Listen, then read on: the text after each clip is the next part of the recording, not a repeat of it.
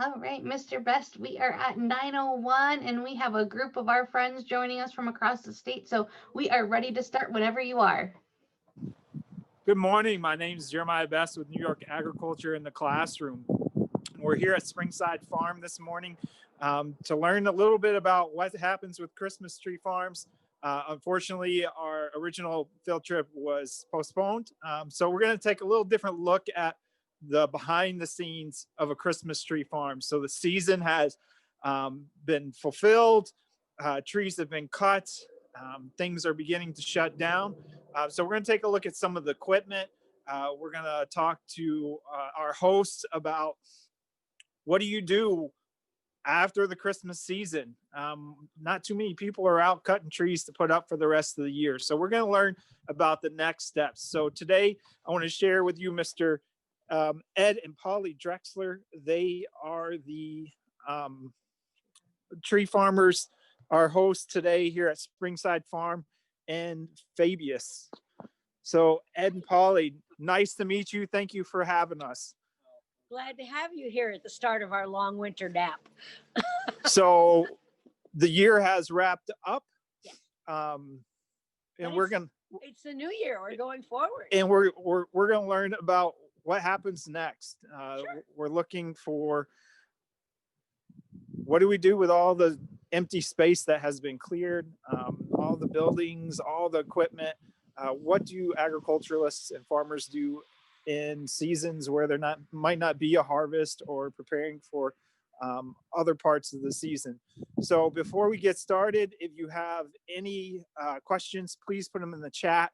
We will relay those questions and we will try to ask our farmers and get to all your questions. So we're going to quickly take a walk inside, and Miss Katie is going to briefly talk with you about what the field trip's going to look like today. Well, as we transition, ladies and gentlemen who are joining us, we are so happy to be with you. In your Zoom, you'll find a Q&A box down at the bottom taskbar. And in that Q&A box, you can pop in any questions that you have for Miss Polly and Mr. Ed to answer during our visit today. You can ask them anything you want about a Christmas tree farm. And we know that they are the experts. They've been doing this for many, many years. So we'll get to walk through their farm today. We're going to see a couple things in action, and you'll get a chance to ask all the burning questions that you have. So don't hesitate to put those into the Q&A box at the bottom of the screen. Thank you, Miss Katie. And if you noticed, many of us are dealing with the COVID this year, and Ed and Polly notwithstanding. So they had to deal with compliance, and we will be dealing with compliance today, keeping social distance and masks when we are not social distance. So we're going to go ahead and pop into the shop, and we're going to see what kind of tools they have kicking around and what they're doing to prepare for next season. So come on in. This is our gift shop, and we have, as usual, Christmas ornaments as you would expect, but we also have crafts and things from other local artisans. And what we do a lot in here in January is counting to see what we need for next year, to see what's sold. We have our own livestock, so that's our own yarns and roving and things for spinning and for knitting and crocheting. That's all, most of that's from our own animals. But we also have some very talented woodworkers in the neighborhood. Honey from our own farm. We have beekeepers who keep bees on our farm, local maple syrup, local jams and jellies. So we do all this, and we make sure all our vendors are paid, and that's just the gift shop. The gift shop is where you pay for your tree and where you get your hot cocoa out here in this area. This area out here, well, we couldn't do it this year. Usually we have hot cocoa and chili and things like that, but pretty much we handed them their cocoa and a to-go cup. Oh yes, we do make fudge. All our own fudge. So that needs to be packed up and put away. And this year, though, we handed them their cocoa and their coffee and to-go cups and wished them a Merry Christmas because of COVID. Out here, this whole area on this side and going into that room is where we make all our wreaths and kissing balls and everything from branches, from trees that aren't pretty enough to be Christmas trees. There's little ragtag pieces over there now that we use as decoration, but that's the kind of tree that would end up in a wreath. So this time of year, yep, that poor little bugger. He was the top of a very not pretty tree. So this time of year, we're looking at all our pruners and our wire cutters and our branch strippers and the knives and everything, and making sure we're putting everything away where we can find it again for next year, because and it has to be cleaned and ready to go. Ed's repairing all the aprons need to be washed, because believe it or not, when you're making Christmas tree greens, it gets all over your clothes. So the aprons get pretty hard duty around here. People are cutting their own trees. They like to have a sharp saw, so we go through every year and put on new blades on all these saws. There's probably like 50 saws here. So I ran out of blades, so I've got some more on order, so I can replace. I've taken all the old blades off. I'm waiting for new blades to come in, so I can have it all ready to go for next year. Fixing chainsaw. This is our special chainsaw for cutting our trees. You'll notice it's got a different kind of a bar than what a normal saw would have for cutting firewood and stuff. That's so that when we're cutting the tree down, you push this saw right through the bottom of the tree. And say my arm is the stem. This little thumb right here finds that, and it just pushes right into it, cuts right straight on through, and then the tree falls down through that hole, and then you just sort of pick up on it, and you can pull the tree right back and lay it down in its track so it's not going to fall against the trees in the next row where it could break a top, because if the trees fall down just right, the top of the tree will fall against another one and then break the top off. So that lets us protect that. But so a little workshop here. We had a fuel can that was leaking, so we glued the top of that, so that's ready to go. This is what we're doing. We're getting ready for the next season, because we're not just a Christmas tree farm. We have a lot of different events going on here throughout the year, so it's just going from one to the next. But first, we got to pack up Christmas to get ready for the next season. And I'm not done packing up the wreath decorating area with all the hot glue and everything. We just haven't gotten that far. I've got the decorations put away. I haven't got all the equipment put away, because like we said, we still have to make sure everything works. No. Because it's a very bad surprise to find out it doesn't when you really need it. So just like any other farm, Tools. after harvest, the work isn't over. Never, no. Well, take a look at the sign over here. So there's another thing that we do in the summer. Boom. We're making signs for our other things we have going on. All farms do marketing. And so this is all part of things that we have to plan for. So we wanted to show that off to people that were coming to get their trees, so that they know that we have that going on. So we're gonna head on up to, we're gonna look at, another thing that we do is, well, we're all cleaned up over here, aren't we? No, well, like we said, cleaning up and checking equipment. We have pumpkin wagons and things that need, January's a time to fix. So we do appreciate having a heated area to do that in. We And still have signs that haven't been taken down yet, like that big sign out there that needs to come inside for the winter. We haven't gotten that. all the bows need to come off before they get beaten to death by the winter snow.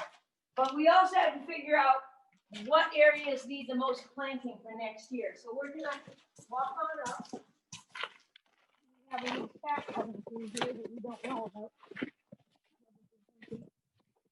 Gotten a bit of snow, not too much.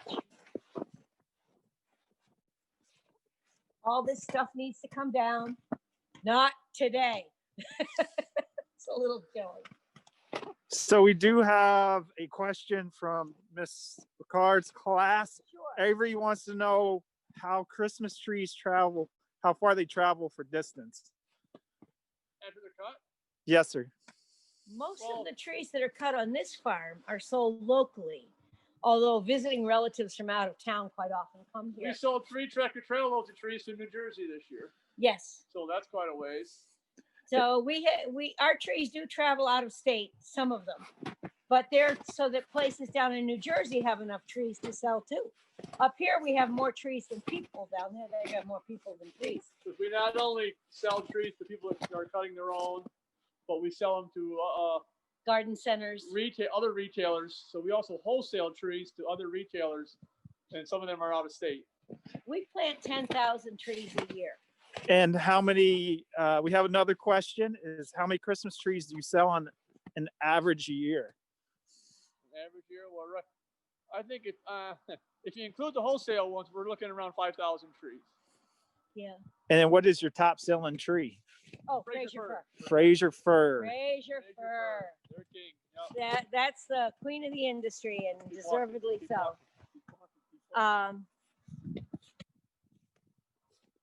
We'll take a quick little spin around You get a better shot up here of the as we more. move forward. This is one of 3 tree farms that we own. This is the only one that's open to the public.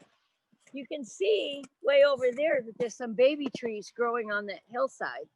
It'll be several years before they're big enough to harvest. And how many years before they're big enough to harvest? About 7 to 8 years. For us, but that's not from a seedling. That's from an already 4 to 5 year old tree, Right. which is called a transplant. It grew up in a seed bed, then it got moved to a bigger bed, and then it's ready to come to us to be planting. And that's what we'll be planting in April, is about 10,000 transplants, 4 to 5 year old trees. They're about this big, not including their roots, when we plant them. It makes them easier to see from the mower when you're trying to mow the weeds around them. And they have a much better root system, or much better, more ready to take off and grow. And as we're going up to the top barn, it looks like you have some awesome facilities here. So you must do Pumpkins, corn maze, quite a bit of what is called agritourism. a lot. Can you describe that? What does that look like for y'all? Well, now when people come with their Christmas trees, they use that hill right there with a slide on it all the time. They go cut their tree. They bring their tree down. They park it there somewhere, and then the kids spend an hour climbing up that hill, going through the tunnels, going down the slides, and we're not even open like for the agritourism during tree season. But whatever activities we have out here that they can use, we let them go ahead and use them. We have 3 permanent mazes. They'll be running through that, unless of course the weather is horrible, Yeah. in which case they're going home. But I do want to point out that in the winter the farm largely belongs to the rabbits because they are everywhere. This is our maze made out of willow. And They we, love that. Mr. Best, don't know. it's a little bit hard to hear. So if get a little bit closer to Miss Polly. Thank you. and I don't know if y'all can see the rabbit tracks. There's one Um, cat track. That's a cat track. We have cat Those are rabbits. tracks, and we have rabbit tracks, And we don't have a cat. and there are no cats. And Miss Polly said that this is their willow grass maze. No, it's just willow tree. Oh, willow trees. It's a tree. And it's a maze. And the rabbits love it because predators can't see them in there. But tree customers use it too. The tree customers use it too. It's there. They use it too. A lot of things are sleeping. So you'll see benches in storage. Some stuff has been put away. But this field here has been heavily cut. What have we got here? Deer. Oh, we also have deer. We're not here very much, so they are. Deer do a lot of damage at a Christmas tree farm. That's not a good sign. They eat the branches and they eat the buds, all the new stuff that's supposed to grow this year. So the tree won't be as nicely shaped once the deer gets done with it. So we don't want to see deer walking through here, but that's what we have. And so are there things that you do to prevent the deer from Not much you munching? can do in the winter. Not much you can do in the winter. Nuisance permits, Fencing. fencing. Fencing's very expensive. Nuisance permit means we are allowed to harvest deer not during hunting season, selective harvesting. And so we'll take out 6 extra deer every year about, just to keep the pressure down and also to teach them this is not a nice place to be.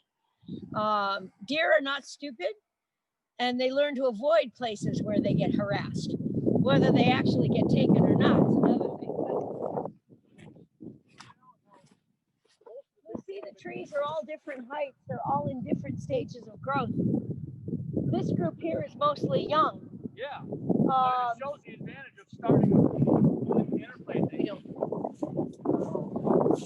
We start, these guys won't be up till room height for another 4 to 5 years, 3 or 4. It's surprising how fast they grow once they get this big. It takes forever for them to get this height. And then all of a sudden they're room height and they're gone. And, up here is where most of the trees from this year, you can see where they're taller. Most of the trees that were sold this year were from there. We have a place in town where we also sell trees for people who don't want to come all the way out to the country. So we do have to cut a lot of them just for our own sales. Sure. And this is planting. January is a month for planting. I know our trees are coming, but now we just got to make sure they all go in the right place.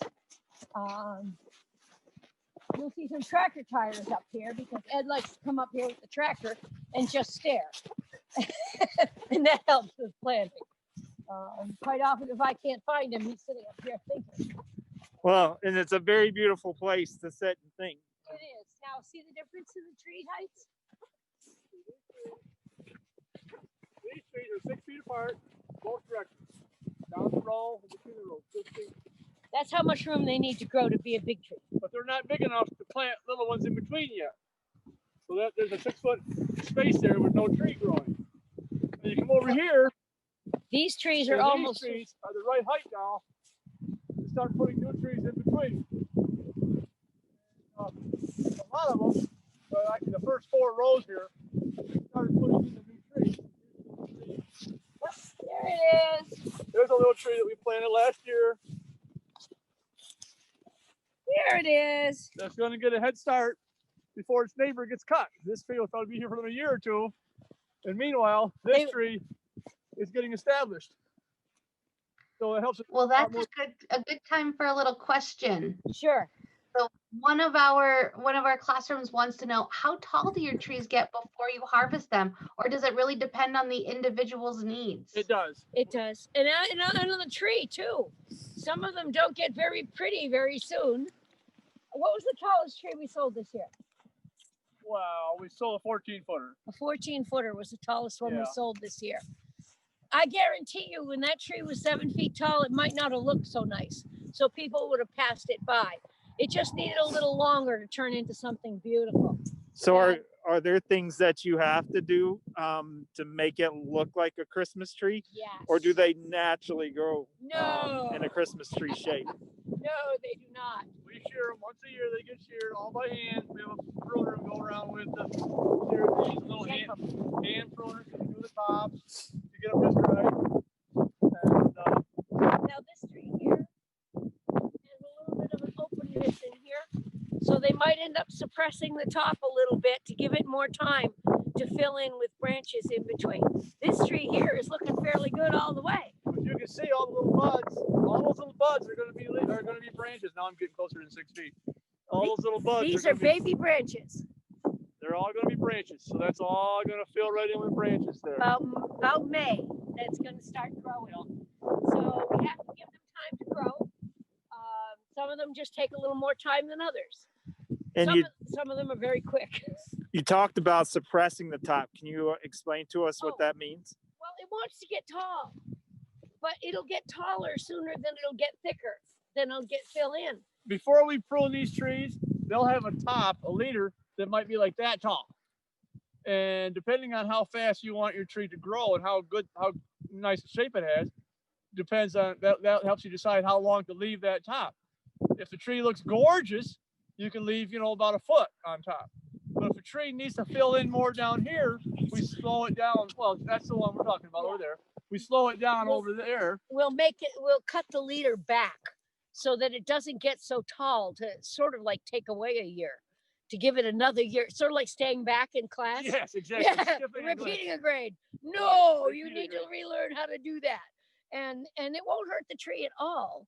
It'll just give it more time to become a beautiful It'll tree. keep it off the market for a year. Yep. So when you cut the top, you're saying that it allows the base to grow out. It allows Yes. the internal, it allows this start to more time to grow in, so it doesn't look like some big gawky giraffe looking tree. We want it to look pretty like everybody expects. So sometimes you just need a little work. And So this area here was really heavily cut this year. And so we're going to make sure that we've got little baby trees started all through here. And last year we only did the first 4 rows just to get it started. And this year we're going to go through and we'll finish putting new trees in between every one of the original ones that was here. And you do see some open space, so we'll be adding a lot on that hillside too. Yep. We You had always a question. How long does it take you to plant your new Christmas trees? We can, on a good day, we can plant about 1,200 to 1,400 trees. So that's exciting. in about a good week to 10 days, because not every day is a really great day. And not every day can we get labor. But that's with a crew of 5 or 6 guys out there doing it. That's not one person. You'll see a lot of weeds in the field right now. And I want to show you this one. You'll see a lot of this. This is dead now, Queen Anne's lace. We don't get rid of Queen Anne's lace because a lot of beneficial insects that eat the bad bugs that Christmas trees may or may not get. They like Queen Anne's lace, so we do too. The enemy of thy enemy is my friend. So they're all beneficials. And so there's you might see a lot of scruffy looking Queen Anne's lace here, and that's a good thing. So, well, some farms, they spray for all the bugs. They just want to kill all the bugs. and that's not we're real believers that there's a lot of good bugs out there. They're called beneficials. And if you have a good, healthy population of beneficials, they'll help keep the bad ones under control. And if we do get some trees that are being bothered by insects or disease, we'll just go through and cut those trees out and burn them. We'll do selective harvesting, like weeding a garden, rather than just spraying the whole farm. We'd rather go through and just selectively take out the bad ones, the troublemakers, to keep them from spreading. So now that your season's over and you've cut your trees for the year, do you have any left over, or are they all sold and you sell them off the lots? Well, because this year was such a beautiful year, we can go in there now. Sure. It was such a beautiful year. Every Saturday and Sunday was beautiful. So we had a lot of pre-cut trees for people to get, but rather than buy those, they wanted to go out in the field and cut. This also affected our location in town where they're all pre-cut trees. So we were selling more cut trees. More people were cutting their own more this year than they would on a year where if you had a bad rainy day or something where they would want to pre-cut. So we're going to show you, we've got a trailer in the barn here that we had a few trees left over in town where we sell. We have a location about 10 miles from here that we sell a lot of trees at.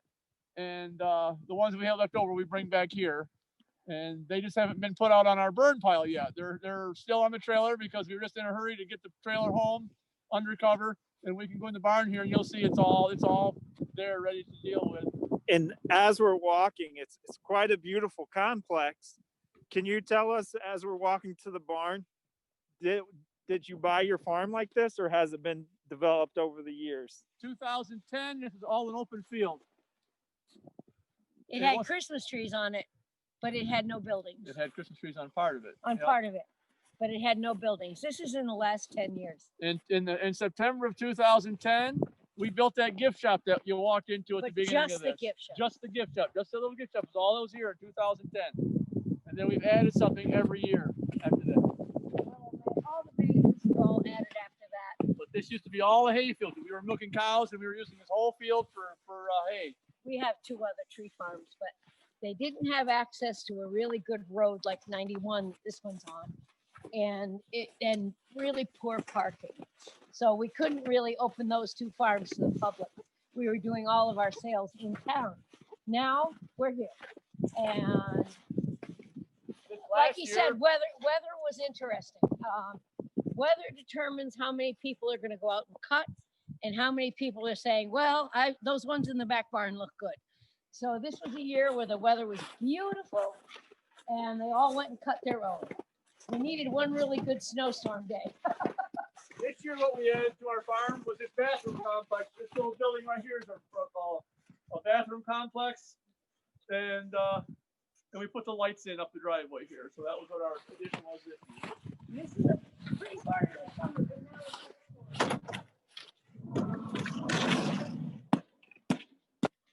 careful, it's slippery if you come in. We have a trailer coming in from our retail lot with our leftover retail trees. Be very careful. This is slippery with snow on your boot. It doesn't look like much right now. That curtain goes all the way up, so in the summer, it's all wide open. We got the trailer home Christmas Eve, and that was it. It's parked. One of our extra trucks. This is the storage. So here are our two. We got 10. Hey, Mr. Best, we're getting a little bit of an echo, so if we could have Miss Polly talk right to us, that would be helpful.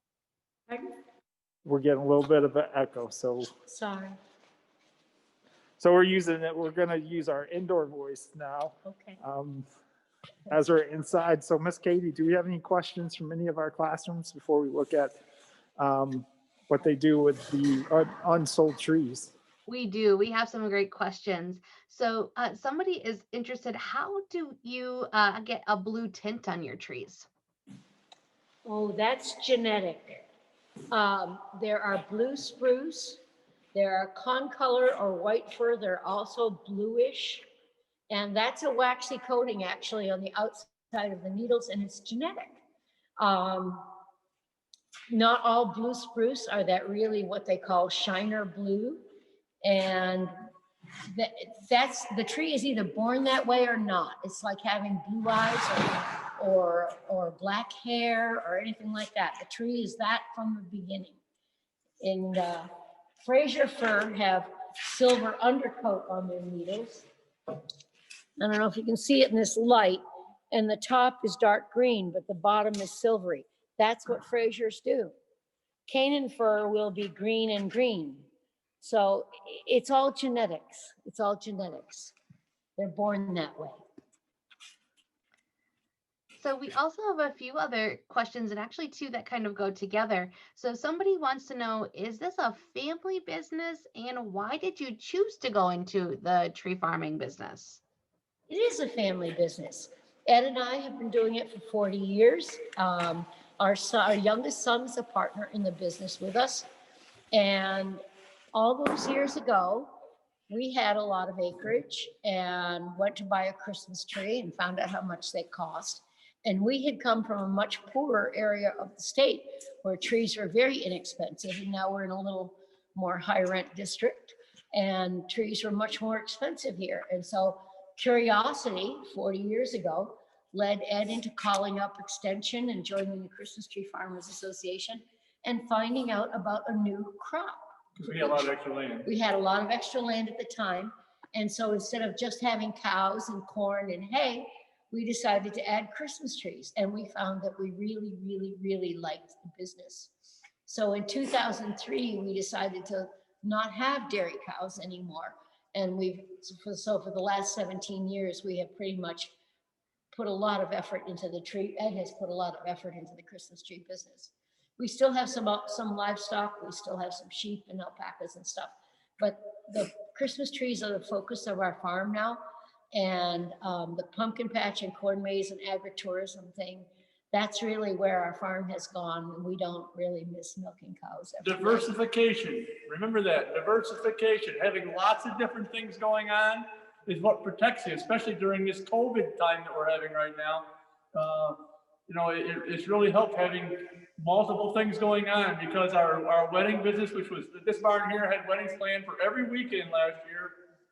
And because of COVID, there was like no weddings until way late in the summer. We had a couple in the fall. So we lost all that income. So what saved us, being diversified, our pumpkin season, the corn maze season, that was like, we had a record year this year because everybody wanted to get out and do stuff. And the Our whole Christmas tree season, been fantastic Christmas tree season. But if we had just been relying on weddings, we'd be like those restaurants that are only have a restaurant and now they're out of business, because we would have been broke if we were just relying on the weddings. But hopefully next year will be better and the weddings will be back. Our summer day camp program this summer was way down because of the COVID.